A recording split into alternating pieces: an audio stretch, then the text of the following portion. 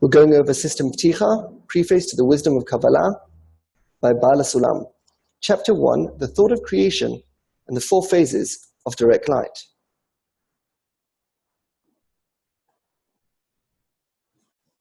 Session number 4, Four Phases Before the Barrier. Phase 1.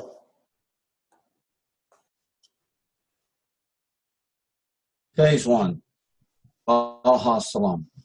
Hence the four discernments in the name Havaya, called Hakma, wisdom, Bina, understanding, Teferet, beauty, Melhut, kingdom, are required.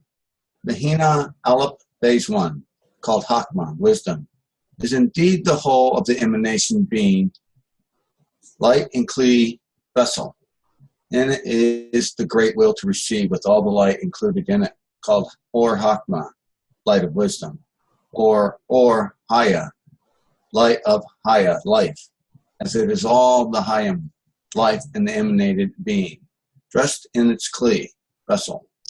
However, the Behina Aleph, Base 1, is considered all light in the Kli, vessel, and it is barely noticeable, as it is mingled with the light and annulled in it as a candle in a torch. Explanation. Hence, the four phases in the Tetragrammaton, called wisdom, understanding, beauty, and kingdom, are required. Phase 1, humanity, called wisdom, is the base matter of a person born in this world. Pleasure and desire, vessel, it includes all the future perception in all its glory, called the light of wisdom, or the light of life, expression of internal power. As it is the life of the person, sensed in their perception. However, phase 1 is considered all potential with the perception in complete immaturity, as it is mingled with the potential and has no desire to bring it into actuality. Tetragrammaton. Explanation, number 5. Hence, the four phases in the Tetragrammaton, called wisdom, understanding, beauty, and kingdom, are required. So we can see here again the Tetragrammaton, the holy name of beauty, Yud He Vav He, and we've got here the tip of the Yud, which represents Keder, which is the crown, the root phase. Then we've got the letter of Yud, which represents Chochmah, wisdom, phase 1. The letter of He, which is Bina, understanding, phase 2. The letter Vav, which is Tiferet, beauty, phase 3.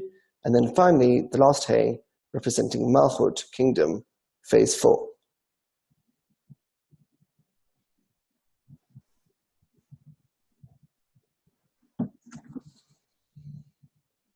And this structure is valid for everything that exists, right? Exactly. It's like the base structure. That's exactly. That's the base unit. Yes, the base pattern. Base pattern, yeah.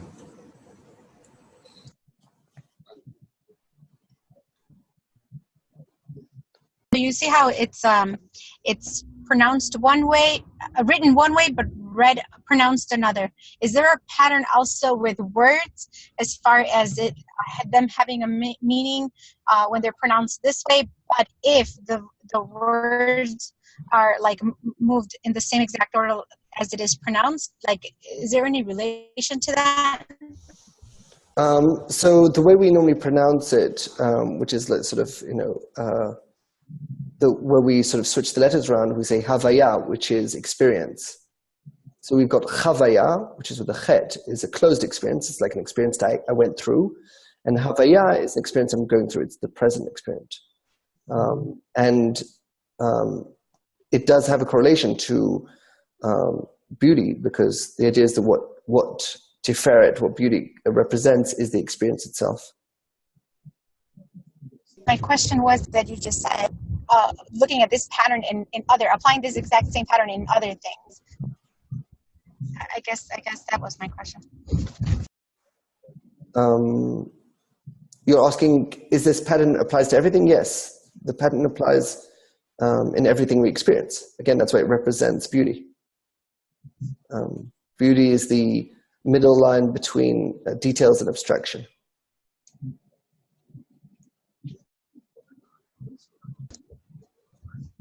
Okay, thank you. So if I just go over the things again, so you've got kingdom, which is reality. You've got tiferet, which is experience. You've got bina, which is normally we call the point in the heart or the screen, the idea of looking above your experience. It's called understanding. It's where you understand your experience. And then you've got chokhmah, which is expression.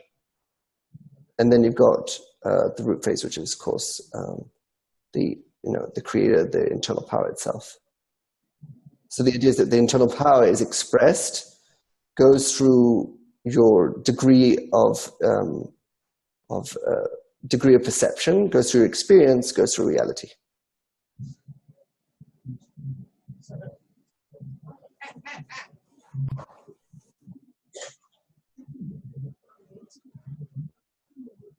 All right, so we'll move on. Phase 1. Phase 1, humanity, called wisdom, is the base matter of a person born in this world. Pleasure and desire vessel. So what we're talking about is when a person is born in this world, they start, they see reality more or less the same like everybody else, but their perception starts in a very unformed way. And it starts in 1.1, which are the base desires, called unformed humanity. And in these base desires, they're basically broken up into 3 parts. You've got food, which is sustenance. It's the first desire that gets to a person, as a child, for example, or even a baby. Then when he reaches adolescence, he gets the desire for sex, which is emotional and fleeting. And then finally, when he's an adult, he gets the desire for family, which is emotional and sustained. And you can see how they're color-coded for the phases. So you've got normally what we color-code the yellow, which is phase 1. We normally color-code blue, which is phase 2. And we normally color-code red, which is phase 3. And the idea is you can see how food is sort of something that is common with everybody. Everybody needs food. And it's sustenance because it's something that you live with, just like we say that, with humanity, you have to take care of those desires because they basically stay forever. Then you've got sex, which is emotional and fleeting, which is exactly like phase 2, where they're trying to give emotional support to each other, but emotional support is fleeting. That is, the emotional support you give today won't last when something happens. It doesn't last the next day. You need to always renew the emotion. What's the meaning of the word fleeting?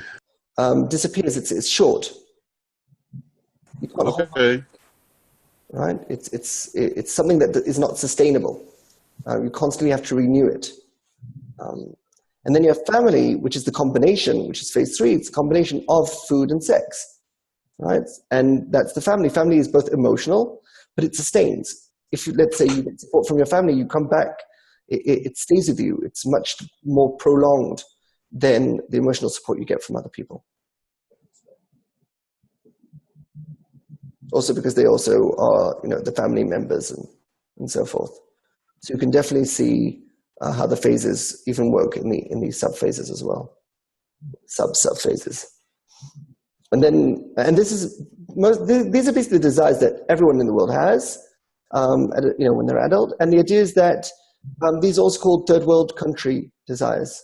Like third world country desires deal with these base desires. And then when someone advances in their perception and they grow in their ego, they reach 1.2, which are called business desires. This is called chaotic humanity. And these are first world country desires that third world country normally don't have. So we have money, which is sustenance, honor, which is emotional and fleeting, and knowledge, which is emotional and sustained. So we can see again the relation. We can see again the relation to the phases, where money is sustenance. It stays with you. If you have money in the bank, it stays until you spend it. But then you've got honor, which is emotional and fleeting. Let's say you go on stage and there's thousands of people shouting your name and you feel amazing. But then you get off stage and it's over. It fleets. It disappears. And you have to constantly go from stage to stage, from event to event. And in between, you're basically empty. You've got nothing to keep you going. Because the honor only works while you're being in that state where people are relating to you. But the minute that relationship stops, it's over. So it's emotional and fleeting, just like phase 2. And then you've got phase 3, which is knowledge, which is both emotional, it gives people immense pleasure, but it's sustainable. What you remember, if you learned something yesterday, you can probably remember it today, and you're amassing experience in knowledge, and it stays with you even if you're not teaching it or even if you're not learning it. It stays with you, so it's emotional, but it's sustainable.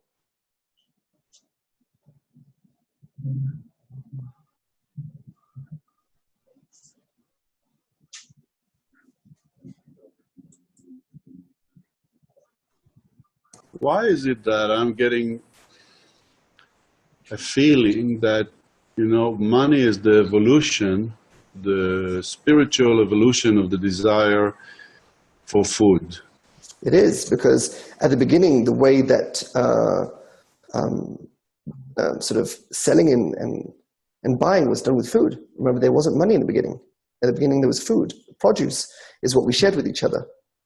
Just like, people used to sort of sell their fields, right? They would take mortgages on their fields. So it was basically based on food, on that sustenance. You can see how money is a direct sort of an upgraded version of food. When I'm looking at each group, like the 1.1 group, I'm sensing, or I'm sensing that there's a process, an evolution of some kind of desire that first takes the shape of desire for food, and when that is exhausted, all the options there are pretty much done, it starts looking for something else. So there's actually a development in the desire from moving within each group, like, for example, the 1.1 group. So I would expect to see four parts, like food, sex, family, and I have a feeling like there's another one missing here. Machaseh in Hebrew. Zakai says family also includes shelter. No, food includes shelter. No, family includes shelter. Food is not shelter. Family? Yeah, but that's the thing, Zakai. Not everyone has family. But Everyone has family. Every animal has a family? Yeah, the idea is that family represents a concept of a place that you return to. It's like, so it doesn't actually just have to be people. It can also be a home. It's basically a surrounding thing. So you can see what are homeless people looking for? It's not shelter. What? Let's say a homeless person is looking for shelter. He does have a basic instinct to look for shelter. Right, and that is sort of the family desire. It's not the food desire. The food desire is to eat. You need to eat. I understand, but in Hebrew, shelter. When people were born into the world, but they weren't born with a desire for shelter. Really? Yeah. But it's not a desire you're born with. It's a desire you get later on.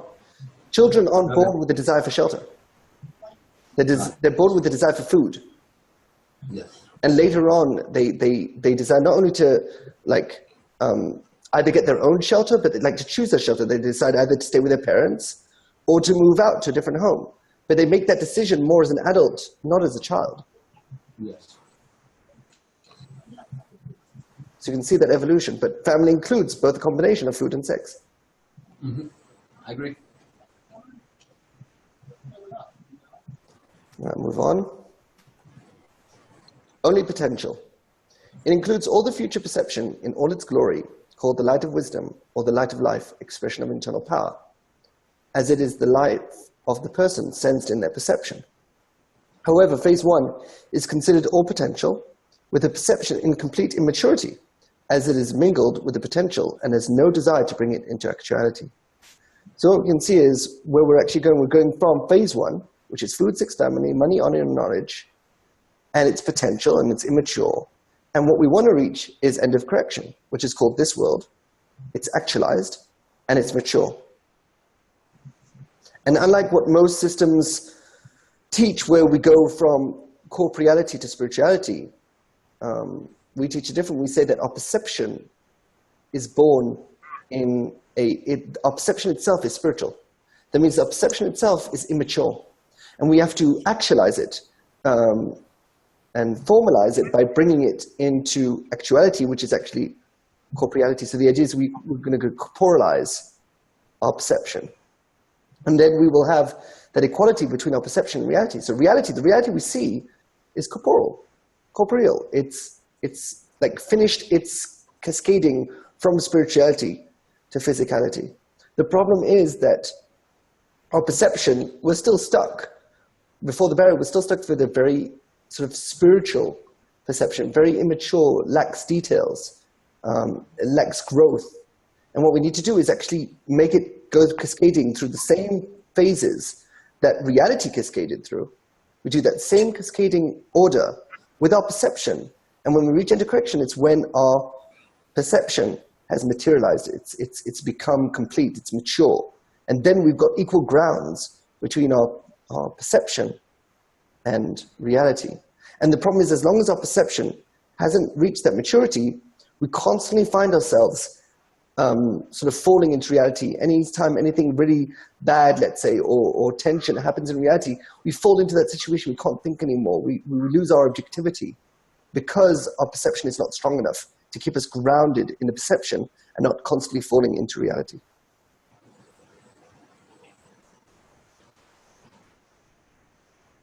Kai? Yes. In this phase one, is this? It seems to me that this is the beginning of the point in the heart. This is the beginning where phase one is all perception in potential, but a small portion of phase one sees this potential and feels the lack of actuality, and starts to progress towards phase two. But isn't this the tail end of phase one, the beginning of the point in the heart? So the idea is that the point in the heart starts, and we'll go over it in the next sort of slides, that the point in the heart starts at 1.3. So we only went over 1.1 and 1.2, which is like the sort of the major part of phase one.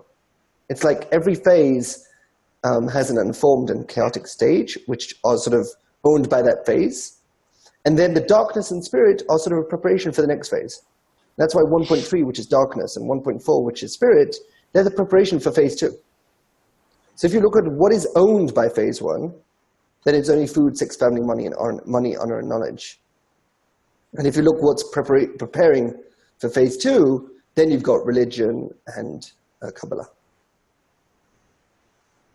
Didn't mean to jump ahead, I'm sorry. No, it's totally fine.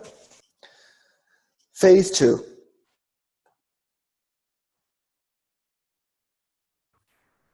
Phase two, Baal HaSalam. Following it comes Behemoth Bet, phase two. Since at its end, the Kli, the vessel of Chokmah, wisdom, prevails in equivalence of form with the upper light in it. This means that a desire to bestow upon the emanator appears in it, according to the nature of the light within it, entirely to bestow. Then, using this desire, which has awakened in it, a new light extends to it from the emanator, called Or Hasidim, light of mercy. As a result, it becomes almost entirely separated from the Or Chokmah, the light of wisdom, that the emanator imprinted in it, since Or Chokmah can only be received in its own Kli, or vessel, a desire to receive that has grown to its fullest measure. Explanation. Following it comes phase two in the spiritual society.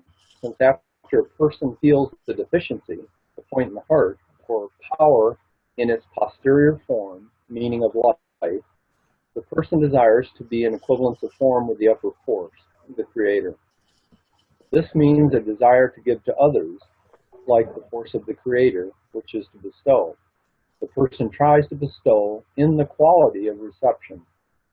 Then, using this desire, which has been awakened in the person, a new pleasure is attracted by the person from the system, called the light of mercy, the alignment to the system. As a result, the person becomes almost entirely separated from the egoism of humanity to receive external pleasure that they were born with, since the real pleasure of corporeal events can only be received with a mature perception. Phase two, explanation. Following it comes phase 2, spiritual society, since after a person feels a deficiency, point in the heart, for power in its posterior form, meaning of life, the person desires to be in equivalence of form with the upper force, creator. So what we can see here are the phases of the passive point in the heart. So when we get a passive point in the heart, it suddenly makes us search for some kind of religious or mysticism, basically the meaning of life. The passive point in the heart means the meaning of life. And we first try to look at it in a corporealized spiritual sort of expression. So basically religion is Kabbalah downgraded into physical manifestation of events that you do with your hands and legs, like you put on tefillin, you keep Shabbos, you pray at a certain time with a certain group of people, and there's you basically got the code of law, which is a myriad of rituals that you can do, and it doesn't matter which religion you have. It could be Christianity, Islam, Judaism, and the idea is it's a place where people, if they enjoy themselves there, they stay there. They basically stay in the darkness of humanity, which is a place where they enjoy the corporeal, physicalized actions and rituals. They give them meaning of life. It's like beforehand you were just going out for money and honor and knowledge, and you didn't have the meaning of life. And then suddenly your passive point in the heart awakens. It's like, why am I living in this life? What is it for? Why am I here? And then religion tries to help you answer it, not by giving you actually answers. It gives you rituals. It says, look, the creator created you and this is what he wants you to do. It's like, okay, I'll do them. If that is not enough for the person, he sort of grows. Then he reaches 1.4, which is called Kabbalah desires, spiritual humanity. This is where he finds not only the rituals to do, but suddenly he starts to find the body of knowledge behind it, of saying, why are we keeping Shabbos? Why are we putting on our tefillin? Why are we putting on our tzitzis? Why are we praying at these times? Who were the people? What do they represent? All these, it's a deeper meaning of life because it's not so focused on what you do, and it's more focused on why we do things. And that's 1.4, Kabbalah desires. Then, if we continue advancing, we find a society, which is 2.1, connection desires, which is unformed spiritual society. For example, many people, they come to Bnei Baruch, for example, which is a spiritual society.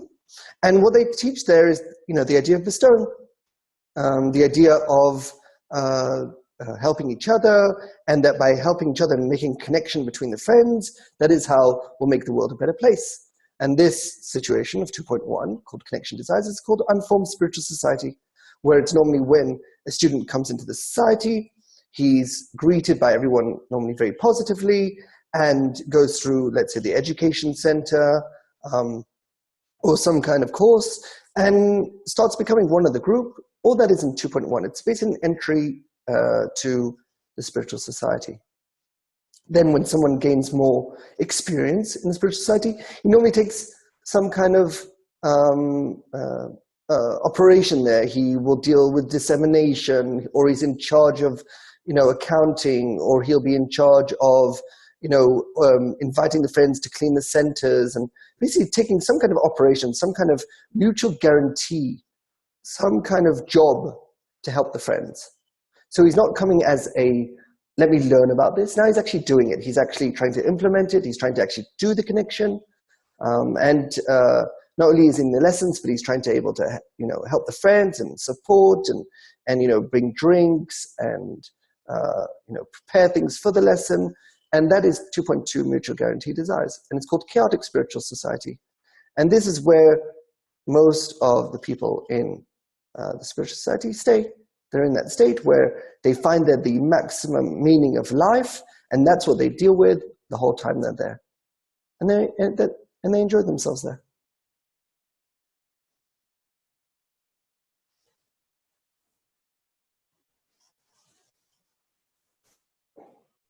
Okay, can I ask you? Yes. Staying in this position of 2.2, you mentioned before they choose to do it. Even though they look like they suffer, they are not. They like the situation. Yes. They complain it, they complain about it, but they still want to stay there. Yes, it's their aspiration. The whole idea of phase 2 is that you suffer a lot still in phase 1 because you're not taking care of it, because you think that, look, phase 1 is all about the ego, and we're trying to bestow, we're trying to deal with bestowal, not reception. And of course they suffer, and a lot of people, they either get divorced or they lose their job, or at least they suffer in all those relationships, and it's painful for them. But what they do is they use that pain, they say, oh, this is even more the reason why I need to cling to the society, because the spiritual society will save me. And instead of saying, wait a second, why are things going wrong, maybe I should deal with them, they use them as a sort of a springboard to say, this is even more why I should cling to the spiritual society.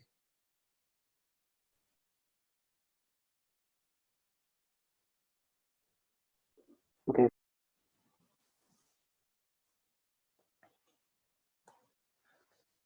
This means bestow to others. This means a desire to give to others, like the force of the Creator, which is to bestow. So what we can see here, we've got in phase 1, which is humanity. It normally deals with two things.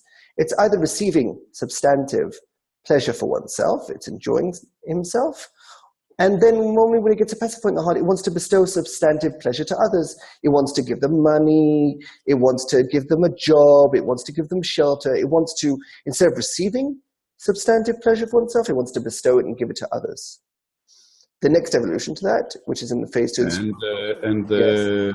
Bestowing include the family relationship, right? For sure. Yeah, it's basically giving substantive, means doing things, giving things away. It's not about what phase 2, the spiritual society, does with it, which is bestowing emotion to others. So when you're bestowing emotion, which what we said is emotional and fleeting, that is already a phase 2 thing. But phase 1 deals with, for example, you can see this a lot, let's say, for example, in the Kabbalah Center, where they go and help the homeless or the needy, and they want to actually do things, right? They want to help them or give them food or sort of build things with them and stuff like that. Do substantive stuff. That is what phase 1 loves to do.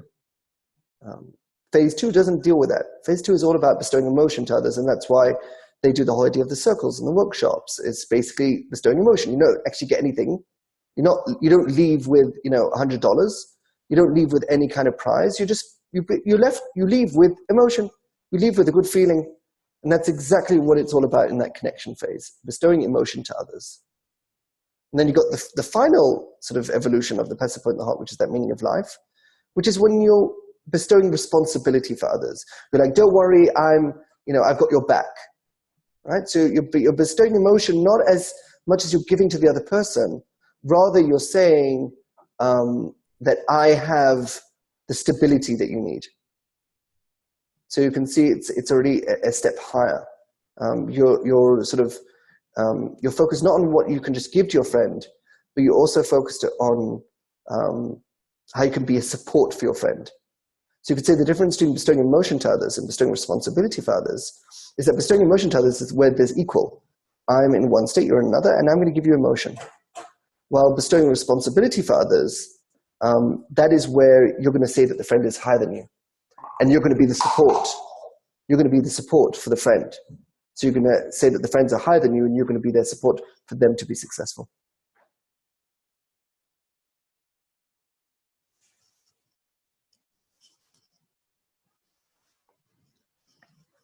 And the whole idea of this is that it's a desire to give those. They say, look, the Creator gives, and therefore we should give as well. That's interesting, Zakai, because I originally, when you originally said that, bestowing responsibility for others, I saw it as just the opposite. That if I was responsible for another, I would be at a higher state, and I was being beneficent or benevolent, and I'm trying to help somebody that is a lesser state than me. No, so I had that backwards, obviously. Yeah. So the idea is that bestowing substantive pleasure to others is when you're above them. Because you're saying they're lacking something that you have. Like they lack money, you're giving them money. That automatically puts you above them, not below them. But in bestowing responsibility for others, you're actually below them. You're saying the friend is more important. I'm going to be responsible for them. I'm going to be support for them. They're more important than me. And that is the epitome of phase 2.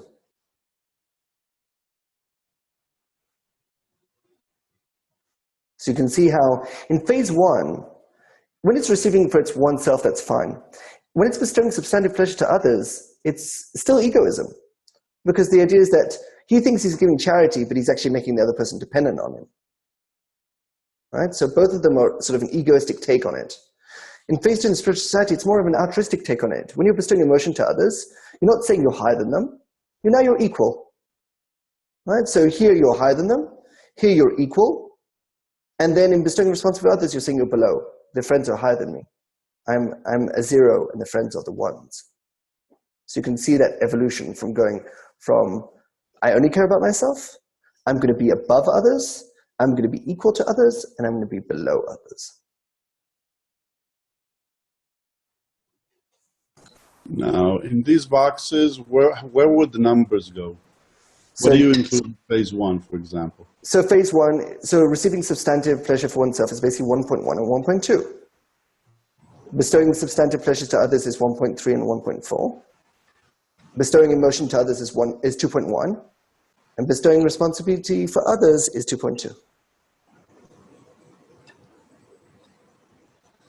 Okay. And that's the whole idea why do we take a role in the society? Why do we support the friends? We're not trying to say we're above the friends, the other way around. We're trying to serve the friends. Because we're saying the friends are more important. I'm going to go into the kitchen and I'm going to make a meal for the friends. Is it because I'm higher than the friends? No. I'm lower than the friends. I want the friends to enjoy the meal. I'm becoming a servant for the friends.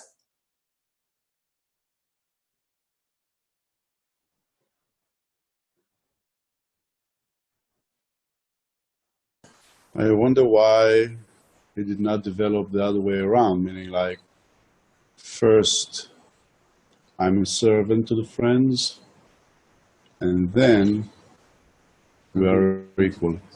Equal, and then I'm giving to the friends. Wait, let's just stay with these two. So the idea is that when you're moving from egoism, you're trying to, try altruism at least.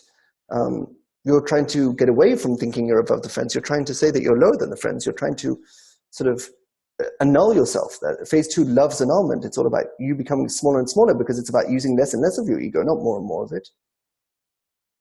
Well, in phase 1, they basically sort of still use their ego and they sort of lie to themselves, thinking that they're sort of less egoistic, but they're actually even more egoistic.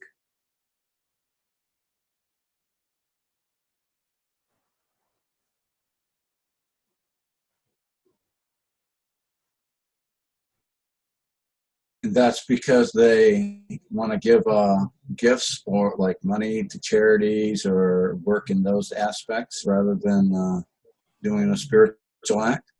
Well, the reason why they're using more of the egoism, like let's say someone's giving charity, so I'm purposely looking for people that lack things. And he doesn't lack it because he has it to give, right? If you're giving charity, it means you have money. So that means you're already above the person you're giving to.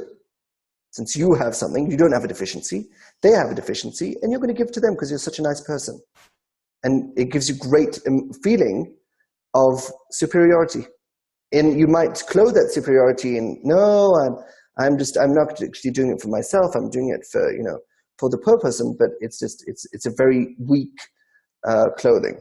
And we can see this a lot where you've got all these big corporations giving lots of charity, and everyone can see through that. Then it's not because they really care about the other people. They're just using it as a way to, increase their market value and sort of add more of that emotional aspect of, oh, look, we're a nice company because we sometimes send our employees out to help other people. I have a question about the usage of the word clothing in your last sentence. So it's covering. I use clothing as covering, like our clothes cover our bodies. Yeah, but is that the same? We use the light clothes, that and this and so forth. Is that Exactly. the same? Yeah, it is. Like, for example, when we say that a restaurant clothes the food, it surrounds the food. It defines how I'm going to relate to the food. So it clothes it. You don't actually eat the restaurant, you eat the food. So the food is the pleasure, and it's clothed with the ambience, the sound, the atmosphere of the restaurant. So it's like outside of it, just like the clothes are on the outside of a person. So in this example, the steak is the center and the clothing is everything else? Exactly.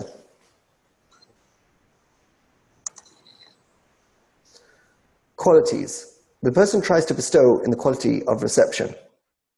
So what we can see here is to show, why is it we're saying bestow in the quality of reception? So the idea is you've got egoism, which is reception, and there's two parts in it. You've got the egoistic part of the egoism, which is called receiving pleasure for self, and you've got the altruistic part of the egoism, which is bestowing pleasure to others. And this egoism is basically reality, right? And this is what we're dealing with reality. So either in reality receiving realistic pleasure for ourselves, or we're bestowing realistic pleasure to others. So we're either giving to our own bodies, or we're giving to other bodies in reality, and that's the egoism reception. And that's why phase 2 is about trying to bestow pleasure to others in reality. It's dealing with reality. It's not actually dealing with the altruistic part of bestowal, which is actually perception. So in our perception, we have two parts. We have the GE, which is called the controller within us, and we've got the achab, which is the controlled part within us. But that's in our perception. It's not in reality. So the idea is that true altruism is when we're dealing with changes in our perception, while fake altruism is when we're actually trying to deal with changes in reality and trying to give things to people. And the reason why it's fake altruism is because even if I give someone emotion or I give them money, what I'm not giving them, the reason a poor person is poor is not because he lacks money. It's because he lacks desire. He doesn't have that desire for money. And that's what differentiates between the poor and the rich. It's not because the rich had more opportunities. We can see many stories where the poor became rich. So what defined that? It goes by the desire in a person. So if someone has a desire for money, they will get money. But if the person doesn't have desire for money, even if money is given to them, they won't be able to hold it. It'll be fleeting for them. It'll disappear. So the problem that people have in life is not that they lack stuff, and it's not that they lack emotion. What they lack is growth in their perception. They lack the desires to actually invite those situations for themselves. And that is what Kabbalah is all about. Kabbalah is about, the problem is not that we're not doing enough good deeds in the world. People have been trying to do good deeds for decades with hardly any success rate. And the reason is because they're focusing on trying to sort of give a person what he lacks without actually dealing with the root of the problem, is that the person lacks a desire in the first place. So you're trying to give him something, it's just going to be on deaf ears. He's not going to have any vessel, any pleasure, any desire to actually be able to contain that abundance you're giving to him. So what is needed is it feels like dealing with the symptom rather than with the problem. That's what it feels like. Exactly. They see the result. They say, what is this problem? He doesn't have money, then we give him money. It's like, that's the symptom. The problem is he doesn't have a desire for money. And if you ask a lot of people which are poor, and you talk with them about their relation with money, you'll see they treat money as very cold. And they will think that rich people are bad people, and that they would never want to be rich because, you know, they're not nice people, they don't help people, all they think about all day is money, and money is cold. You'll see the relationship to money is they don't actually want it. But then you say, do you want money? They're like, yeah, of course I want money. I need a lot of money. So they just don't understand that even though they say they want money, they don't want money at all. They see it as something cold and something that is negative, and therefore they have no desire for it at all. And even if it's given to them, it just dissipates, it disappears.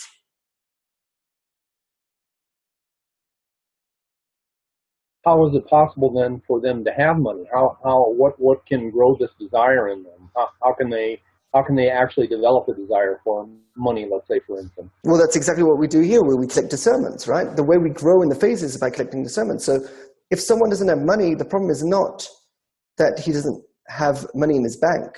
The problem is he has the wrong relationship to money. And that's where you can correct him. You can help him understand why money is beneficial. You can help him understand why he's currently not inviting money into his life. And that what are the advantages of money and how with money you can do so much more. You have to clean that concept for him. And when you clean that concept for him and help him understand how money is actually very vital and actually very important, and he's able to successfully internalize that, then suddenly he will be able to not only invite situations which will bring in more money, But if he's given money, he'll able to deal with it and actually invest it and know how to use it.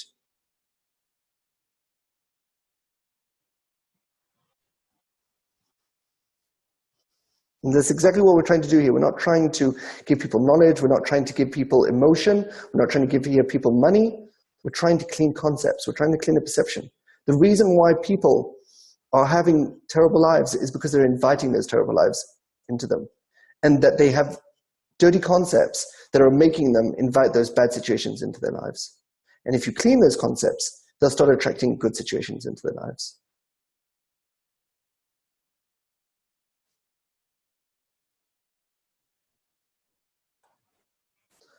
Alignment to the system.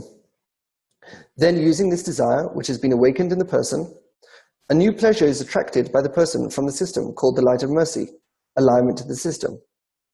So the idea is that there's two lights we normally deal with in Kabbalah. We deal with the light of mercy, which is called alignment, and the light of wisdom, which is called expression. And the idea is that when we're dealing with alignment, we're always dealing with the person aligning to the system. So the alignment is always one way. The system never aligns to the person always has to align himself to the system. Once the person is a sensation where he feels he is the system, then they can do expression. And they can bestow to the person. They can bestow from the system point to either themselves or to others through themselves. So the idea is that alignment is always bottom up, and wisdom, expression, is always top down.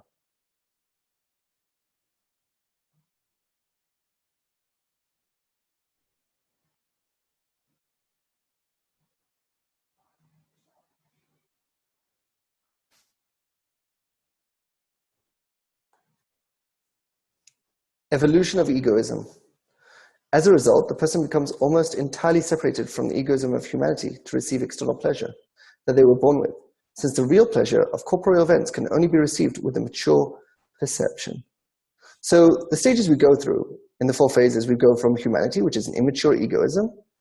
Then we suddenly switch in phase 2, which is the spiritual side, to immature altruism. Then in phase 3, before the barrier, we reach the group phase where we're maturing our egoism. And then finally, the phase before the barrier, individual, phase 4, is where we have a mature egoism.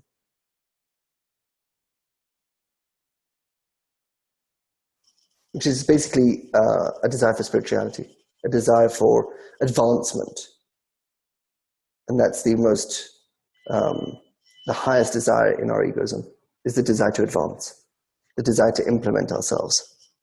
And all the previous desires are just preparations for that desire of self-empowering. Is there a reason why the lines around number 2 are bold? Yeah, yes, because we're currently dealing at this point, we're dealing with phase 2. So in the text, we're basically currently dealing with the immature altruism, where they try to bestow in the quality of reception. It's not successful, but they're trying. Okay.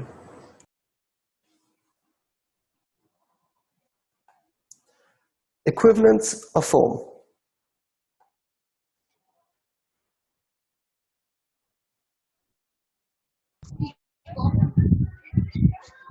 Equivalence of form, Bal Hasulam. Thus the light and Kli vessel in Behina Bet, phase 2, are utterly different from those in Behina Aleph, phase 1, since the Kli vessel in it is the desire to bestow. The light within it is considered or Hasidim, light of mercy, a light that stems from the Devakut adhesion of the emanated in the emanator, as the desire to bestow induces its equivalence of form with the emanator, and in spirituality, equivalence of form is Devakut, adhesion. Explanation. Thus, the pleasure and perception in phase 2, spiritual society, are utterly different from those in phase 1, humanity, since the person is now trying to bestow instead of receive. The pleasure within the person is considered the light of mercy, alignment to the system, a light that stems from potential adhesion of the person with the system. This is because it induces the potential of equivalence of form, and in spirituality this is called adhesion. Trying to bestow. Explanation. Thus the pleasure and perception in phase 2, spiritual society, are utterly different from those in phase 1, humanity, since the person is now trying to bestow instead of receive. So we can see very quickly that phase 1 humanity is about you receiving from others. And in phase 2, the spiritual society, it's more about you giving to others. So you can see that inversion there.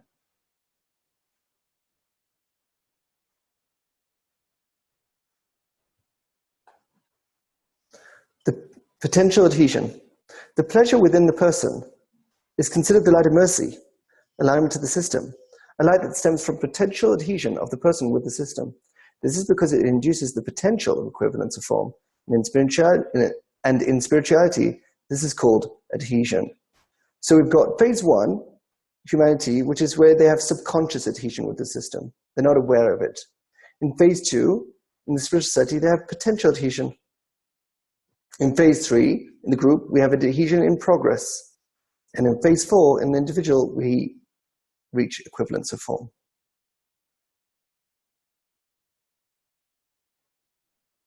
Or you could say the potential equivalence of form. We're basically reaching the point where we understand that we are the system, and we have more development to do in that, but we already have a sort of, you could say, a basic equivalence of form, a simple equivalence of form.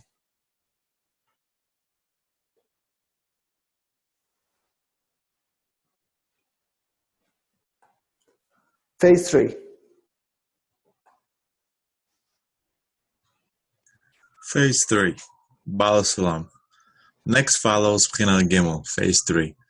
Once the light had diminished in the emanated being into O Chasidim, light of mercy, without any Chokhmah, wisdom, while it is known that O Chokhmah, light of wisdom, is the essence of the emanated being, hence at the end of Pchina Bet, Phase 2, it awakened and drew within it a measure of O Chokhmah, light of wisdom, to shine within its O Chasidim, light of mercy.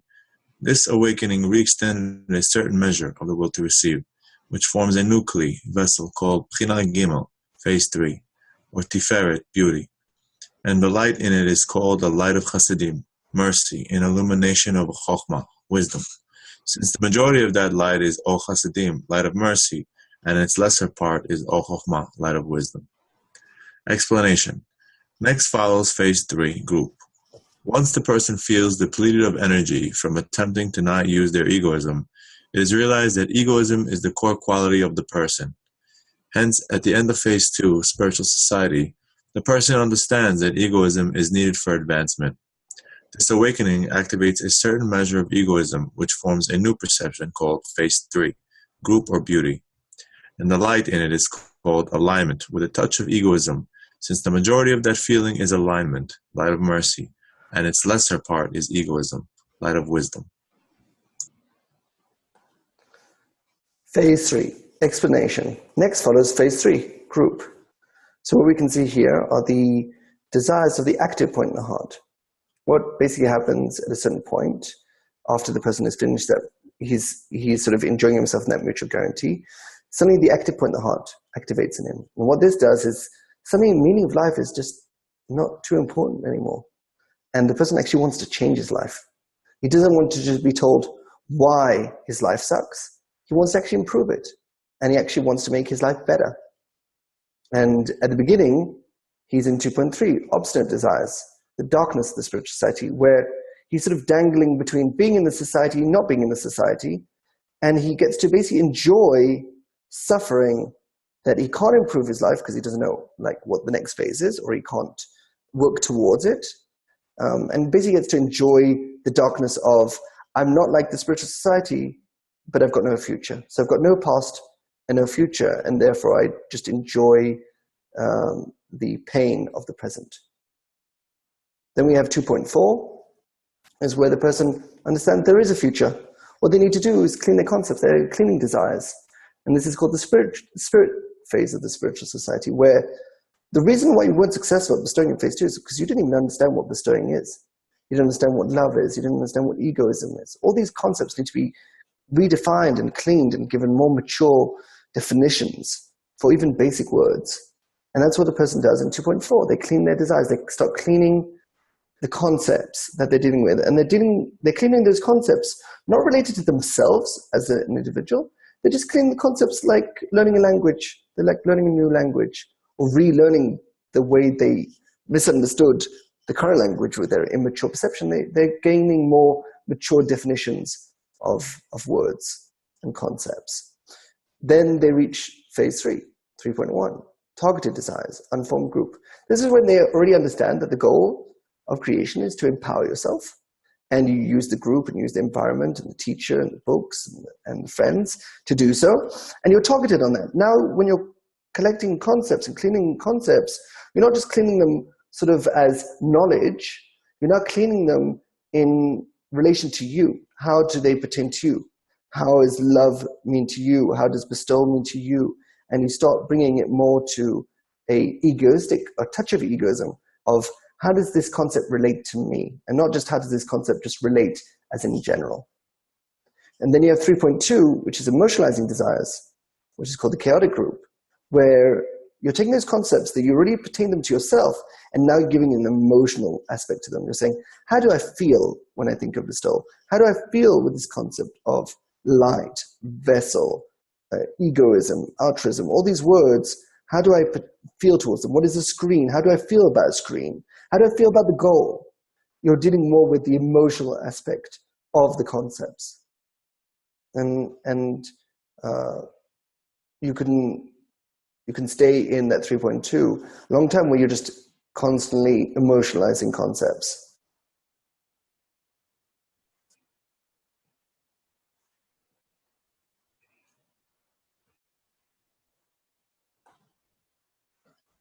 Need for egoism. Once the person feels depleted of energy from attempting to not use their egoism, it is realized that egoism is the core quality of the person.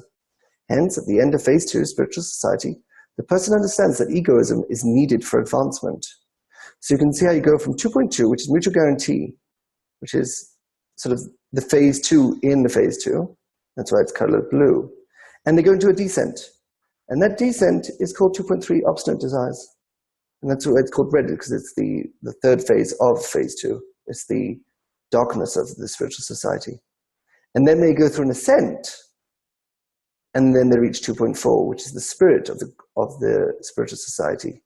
And 2.4 is cleaning concepts.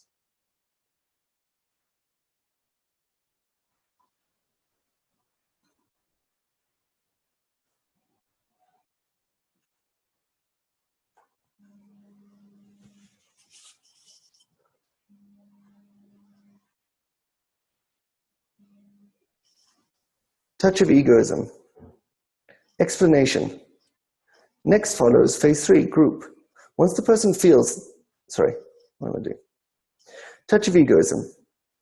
This awakening activates a certain measure of egoism, which forms a new perception called phase 3, group, or beauty.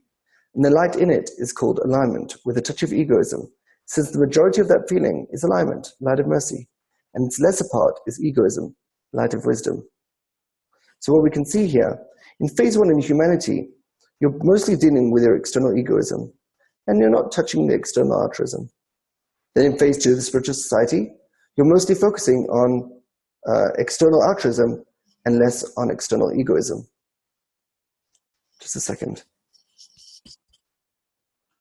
Hello? Shalom. Ken? לא, הוא לא פה. ואני עכשיו בשיעור. לא, הוא לא היה אצלי עכשיו. לא, הוא לא היה היום אצלי בכלל.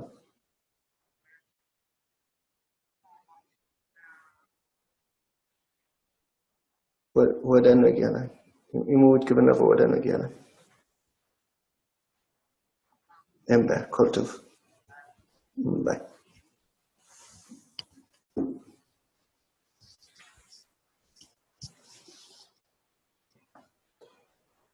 In phase 2 in the spiritual society, we're dealing mostly with external altruism, and we're dealing much less with our external egoism. Then in phase 3, we're dealing with our external altruism like we were doing in phase 2, but now we're starting to work with our internal egoism. And then finally in phase 4, in the individual, we work solely on internal egoism because the result of that will be internal altruism.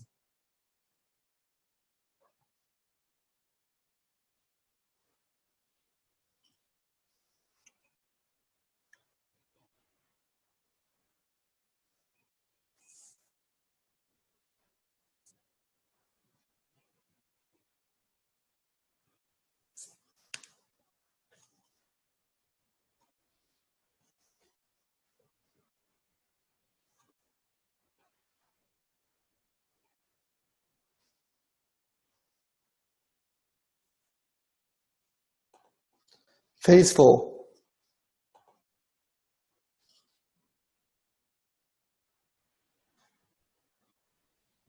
Phase 4, Baal HaSulam.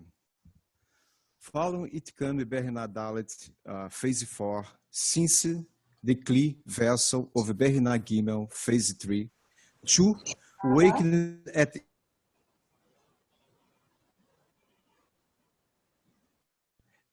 as it occurred in Birna Aleph Phase 1, this is awakening is considered craving in the measure of the will to receive in Birna Aleph Phase 1, and exceeding it since now it has already been wisdom is no longer clothed in it, but craves it.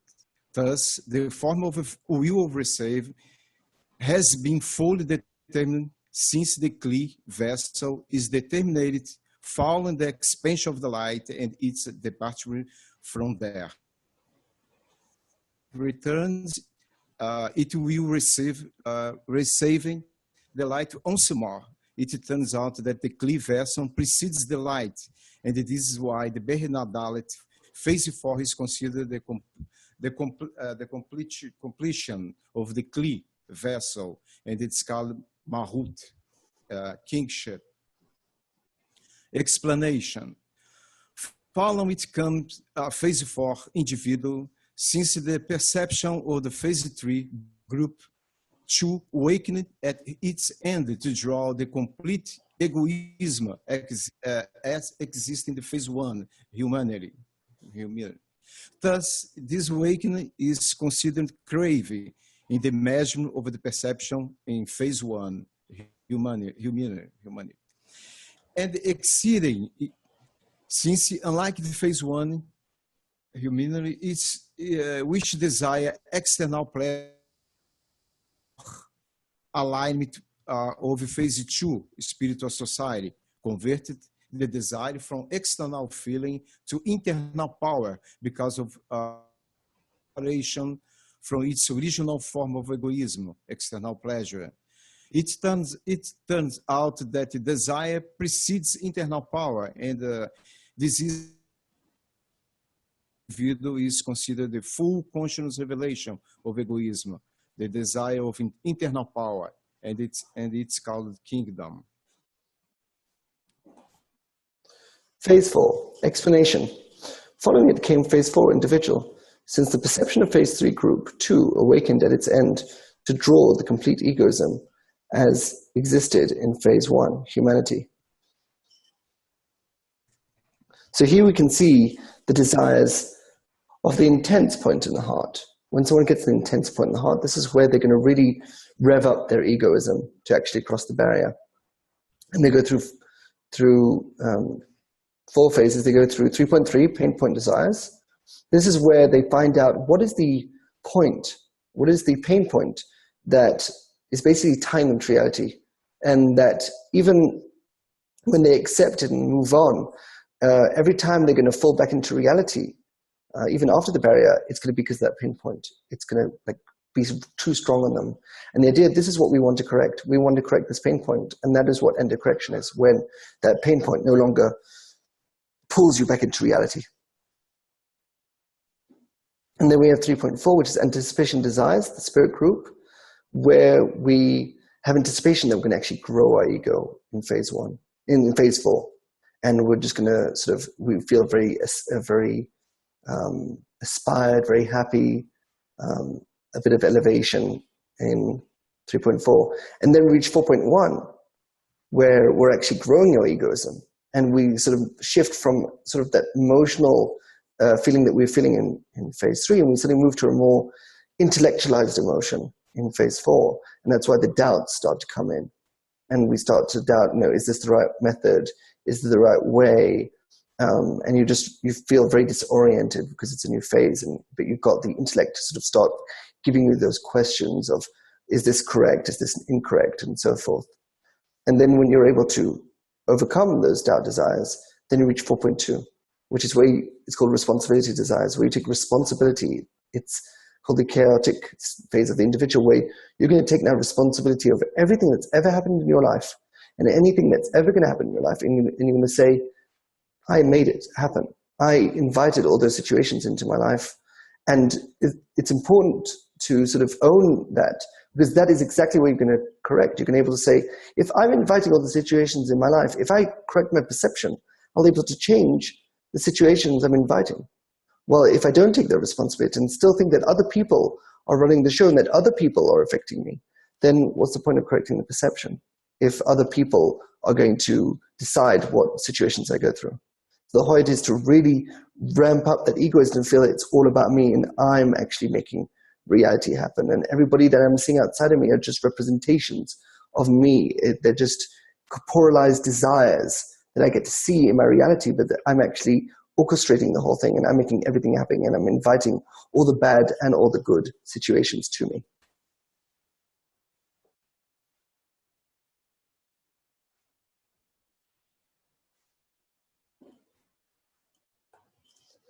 Craving for power. Thus, this awakening is considered craving in the measure of the perception in phase 1, humanity, and exceeding it, since unlike in phase 1, humanity, which desires external pleasures, phase 4, individual, desires internal power. This is because of the alignment of phase 2, spiritual society, converted the desire for external filling to internal power because of its separation from its original form of egoism, external pleasure. So what we can see is how phase 1 receives external pleasure, and phase 2 and phase 3 give external pleasure to others. And we can see how phase 3 and phase 4 receive internal power. So you can see that relationship between the external pleasure and the internal power. So phase 3 is doing both bestowing external pleasure to others and receiving internal power and growing that egoism to want to desire control over their lives.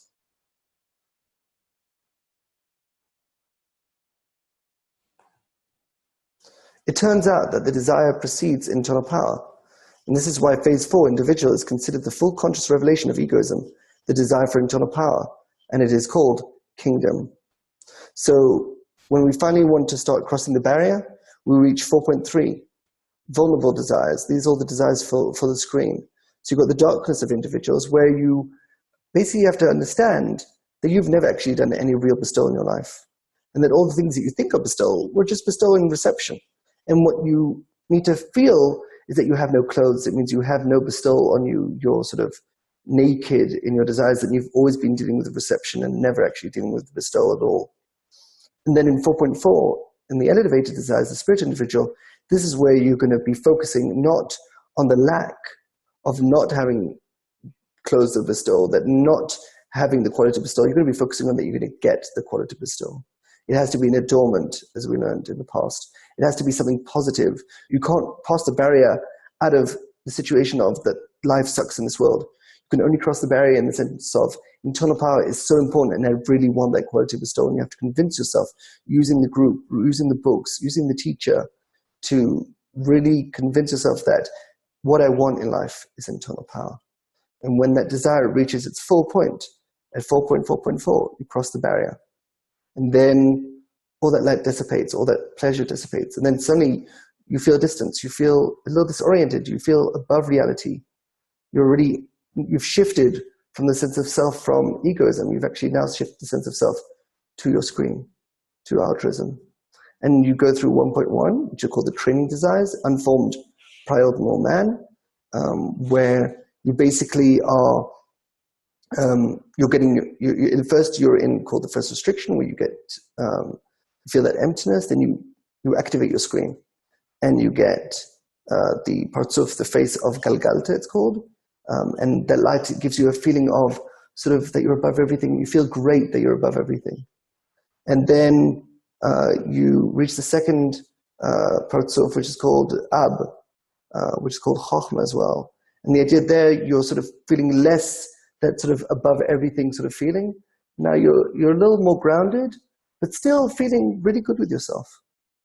And then when you reach 1.2, which is the employed desires, which is chaotic of pride and man, that's when you're going to really start dealing with, you're going to start dealing with your ego, but from above. Sort of in 1.1, you're not actually dealing with your ego, just to sort of, oh, this is a new state. Let me see what we've got here. With 1.2, you're dealing with your egoism, but from above it. You're sort of high above. You're looking down on your egoism and starting to discern the way you're using it.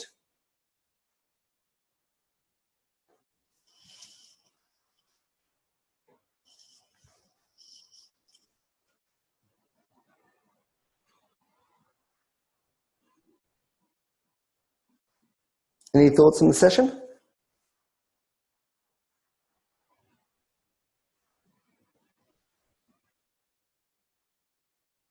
Well, for me, this stuff all makes perfect sense. So I'm pretty good with this. I really enjoyed this. It clarifies our foundation.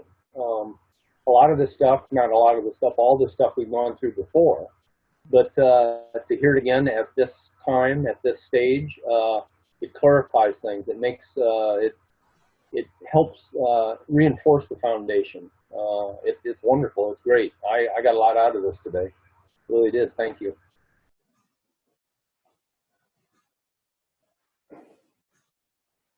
How can we change our egotistical desires just before the barrier into bestowal? Is that just through the Creator? What does the individual do at that point? Well, what they have to do is they have to focus on the positive and not focus on the negative. They have to focus on, I'm going to cross the barrier, not focus on, I haven't crossed the barrier. And when Balasalam writes it in one of the letters, hey, you have to sort of have a desire in the same place at the same time with intensity. You really have to, like, this has to be the thing you really want. And then when you reach that state, then you're going to be in the elevated state. You're like, wow, everything's great. Like, everything's going well for me. I'm crossing the barrier not because I'm in pain. I'm crossing the barrier because actually I'm in pleasure. It's an adornment. It's an additive. I'm crossing because I want to, not because I have to. Because the whole idea is that the Creator doesn't have a deficiency. So you can't cross the barrier and become the Creator through a deficiency. You have to become the Creator through a positive, through an adornment. It's like, why did the Creator create creation? Because he had to? Because he had a deficiency? No. He didn't have to create creation. He wanted to. He had a goal in mind and he was going to make it happen. So the same thing, you can't cross the barrier because you're suffering. You can only cross the barrier because you have a goal. You're goal-oriented and you just see the positive of crossing the barrier. And the goal should be to bestow like the Creator or onto the Creator? The goal is to become the Creator. To reach adhesion with the Creator, which is to become part of Him, which it means to get that role, to become the Creator. To get that quality of altruism and shift your sense of self from egoism to altruism. So you can't shift to altruism because egoism is terrible. You can only shift to altruism because altruism is just amazing. And internal power is powerful and will give you everything you need.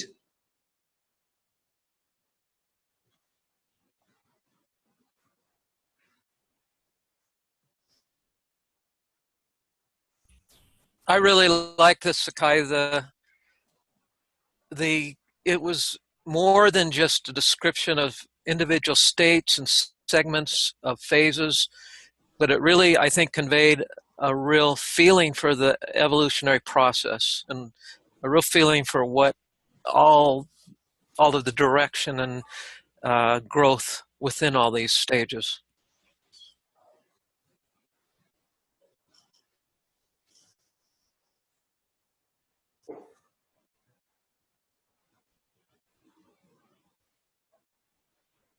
I think we'll stop here and enter the after party.